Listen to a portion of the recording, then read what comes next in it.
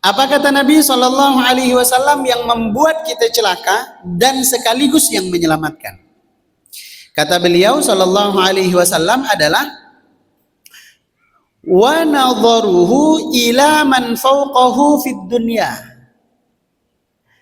melihat kepada orang yang di atasnya dalam urusan dunia. Nah, nih salah satu nasihat yang sering kali kita dengar tapi kadang tak kunjung merasuk ke dalam hati kita. Salah satu yang membuat celaka kata Nabi adalah kalau dalam urusan dunia kita melihat orang-orang yang di atas kita sehingga kita nggak merasa cukup. Saya kasih contoh ya jamaah. Misalnya kita yang hadir di majelis malam hari ini, masing-masing orang misalnya dikasih reward sama pengurus masjid, dikasih amplop masing-masing. Pengurus bilang, Pak, ini sebagai hadiah karena sudah istiqomah ke masjid berjamaah, sudah istiqomah ke majelis ilmu, ini dikasih amplop. Isi amplop itu masing-masing 50.000. Pertanyaannya, senang atau tidak? Senang ya? Iya, dapat pahala berjamaah, dapat pahala majelis ilmu, dapat duit lagi. Makanya saya malam hari ini berlipat-lipat ini, sudah dapat pahala ke sini ya kan.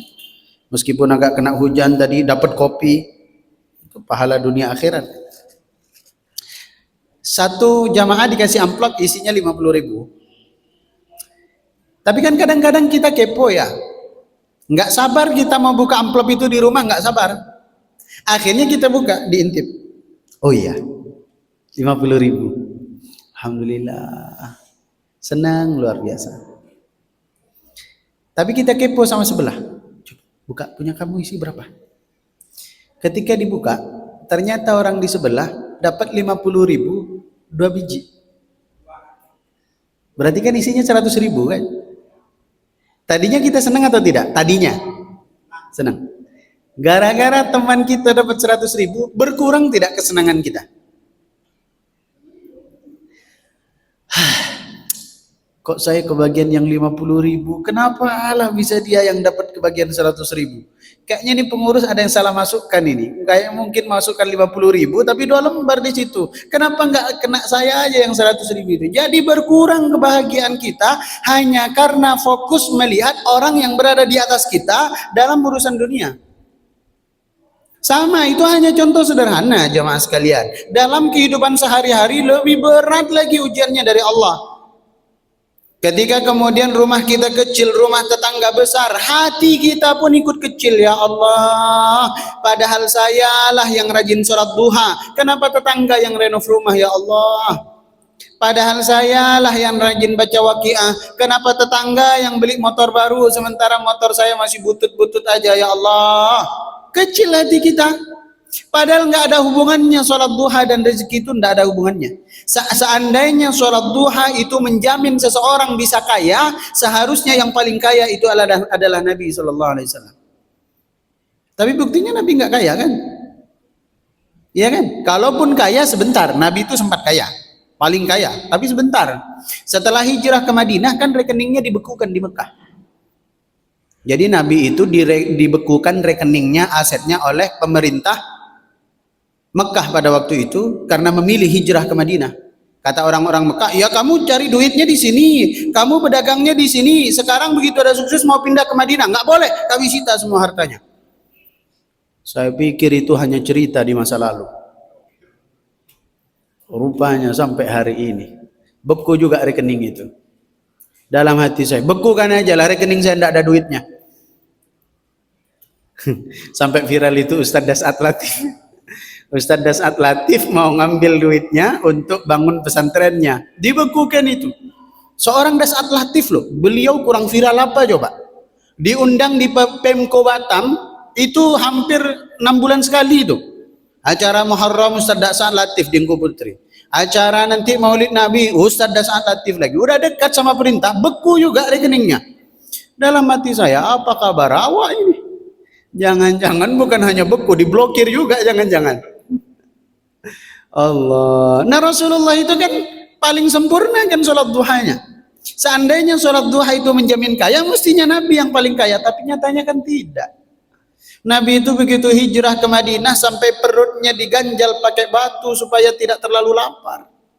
Nabi itu seringkali puasa sunnah karena nggak ada yang mau dimakan. Nabi itu pernah sahabat nangis melihat Nabi gara-gara Nabi mengangkat sesuatu, naik bajunya, nampak tulang rusuknya. Ini Nabi. Ini Nabi. Maka kembali kepada pembahasan kita, jangan pernah membandingkan dengan orang yang di atas kita dalam urusan dunia. Jangan. Karena nanti hidup kita akan sesak, hati kita sempit. Nggak mungkin kita menjadi orang yang bersyukur, nggak mungkin. Karena yang kita lihat nikmat yang ada pada orang lain. Yang kita bandingkan adalah orang-orang yang ada di atas kita. Gaji 5 juta. Seandainya kita nggak lihat orang lain, kita akan cukup itu. Cukup untuk uang dapur, cukup untuk biaya sekolah anak, cukup air listrik bulanan, adalah sisa 500.000, 700.000, syukur-syukur 1 juta untuk nabung. Tapi karena ngumpulnya sama orang-orang yang gajinya 10 juta, gelisah, kapan lah ini saya bisa dapat gaji 10 juta. Udah dikasih gaji 10 juta, udah cukup sebagian besar untuk nabung. Tapi pergaulannya ngumpul sama orang-orang yang gajinya 20 juta. Gelisahlah hati. Maka dalam urusan dunia, nunduk. Jangan nengok ke atas. Apalagi kita hari ini, jamaah sekalian. Saya tuh kadang-kadang sedih. Contoh ya, ini ada acara nikahan. Acara nikahan. Kan biasanya ada meja VVIP di depan. Ya toh? Yang lain kan duduk cuma kursi aja kan. Tapi kalau meja VIP kan ada mejanya. Nggak perlu antri makan. Dia udah tersedia di situ. Kalau itu khusus untuk guru, boleh. Khusus untuk ulama, boleh. Khusus untuk orang-orang tua kita, sesepuh kita, boleh. Tapi kadang-kadang begitu yang datang nih orang kaya, ilmu tidak, sesepuh bukan, tapi karena orang kaya nunduk gitu salam. Bos, apa kabar bos? Silakan bos, jangan di sini di depan. Orang gampang menilai orang lain hanya karena dari kekayaannya. Padahal kata Nabi, siapa di antara kita yang menghormati orang lain karena kekayaannya, faqad dhahaba thulutsadini. Faqad dhahaba nisfadini. Mohon maaf. Siapa yang memuliakan orang lain karena kekayaannya, maka telah hilang separuh agamanya. Separuh agama itu bisa musnah hanya karena kita memuliakan orang lain sebab kekayaannya semata. Ya, itulah mengapa hari ini yang menjadi kiblat kita adalah orang kaya. Karena kita memandang orang kaya ini hebat, orang kaya ini dimuliakan oleh Allah, orang kaya ini pasti diridhai sama Allah. Enggak. Sudah disebut di dalam Al-Quran, fa'ammal insanu idza mabtalahu fa'akramahu wa na'amahu fayaqulu rabbi akraman. Kebanyakan manusia itu kalau mereka diberi nikmat oleh Allah, dimuliakan oleh Allah, spontan mereka mengatakan rabbi akraman, Tuhan telah memuliakan aku. Padahal belum tentu. Pun sebaliknya, wa amma idza mabtalahu faqadara alaihi rizqahu fayaqulu rabbi ahanan. Banyak manusia yang kalau mereka dibatasi rezekinya oleh Allah, yang awalnya banyak jadi sedikit, yang awalnya luas jadi sempit, tiba-tiba dia mengatakan rabbi ahanan, Tuhan telah menghinakan aku. Padahal hina dan mulia ukurannya bukan harta.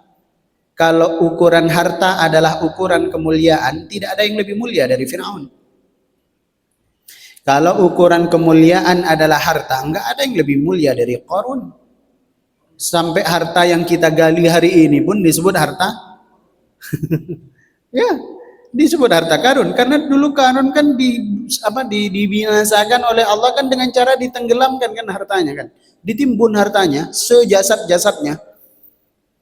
Saking melegendanya kekayaan Qarun sampai hari ini kita korek-korek tanah ternyata dapat harta berharga, itu harta Qarun. Kalau misalnya kekayaan jadi tolak ukur kemuliaan, nggak ada yang lebih hebat dari Qarun. Tapi kan nyatanya tidak. Maka sekali lagi untuk urusan dunia, nunduk. Jangan pandang orang lain. Jangan pedulikan dia pakai mobil apa, jangan pedulikan dia pakai motor apa, jangan pedulikan rumahnya seluas apa. Nunduk. Karena kata Rasulullah, yang menyelamatkan adalah kalau dalam urusan dunia, unzur ila man huwa asfala minkum. Lihat yang ada di bawah kita. Supaya kita bersyukur. Itulah mengapa jamaah ini tahaddus bin nikmah. Saya menceritakan salah satu rutinitas bukan untuk menghilangkan pahalanya, tapi semoga memotivasi. Kami itu kalau memberikan bantuan secara personal ya, tidak atas nama yayasan, tidak atas nama donatur, saya personal. Itu saya selalu mengajak anak-anak. Tujuannya apa?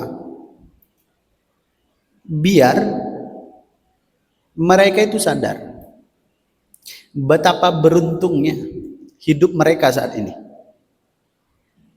Supaya sadar. Kan kalau nggak digituin, saya nggak maulah makan ini, saya nggak maulah kalau lauknya ini, saya nggak maulah kalau bajunya ini, saya nggak maulah kalau jalannya coba ke sini. Itu karena sering kali yang dilihat man huwa fauqakum, orang yang di atasnya. Coba sesekali tengokkan dengan orang yang untuk makan aja susah, dengan orang yang untuk tidur nyenyak aja susah, apalagi turun hujan karena atapnya bocor semuanya. Nggak jauh, nggak usah ke Barelang, nggak usah ke pulau, tengok ke Nongsa, tengok ke Batu Besar, tengok ke Bungkur, banyak sekali. Suaminya lumpuh, istrinya cacat, rumahnya hanya dari apa? Bukan dari kayu. Kalau dari kayu siang nggak panas, dia dari seng yang udah bekarat. Jadi kalau masuk ke dalam rumahnya, waduh, panasnya luar biasa. Suaminya lumpuh. Dulu beliau sehat, bahkan muadzin. Gara-gara lapaknya yang di Batu Besar, kan dulu kanan kiri kan banyak jualan itu kan, lapak sebelum pelebaran jalan. Nah, gara-gara lapaknya digusur, beliau ngedrop, lumpuh, istrinya cacat, nggak bisa kemana-mana, hanya di ruangan petak gitu, bajunya numpuk di sini, bahkan kadang-kadang mohon maaf, buang hajat di situ. Jadi gimana? Ini sebagai contoh. Kalau selama ini yang kita lihat hanya yang di atas, sesak dada kita, sempit hidup nih.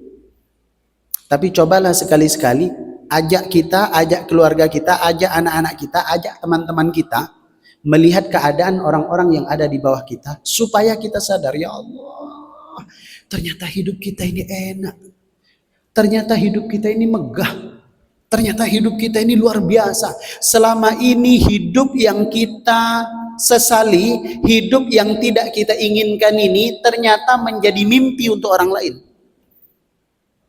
Cuma selama ini kan kita nggak sadar, karena yang kita lihat yang di atas.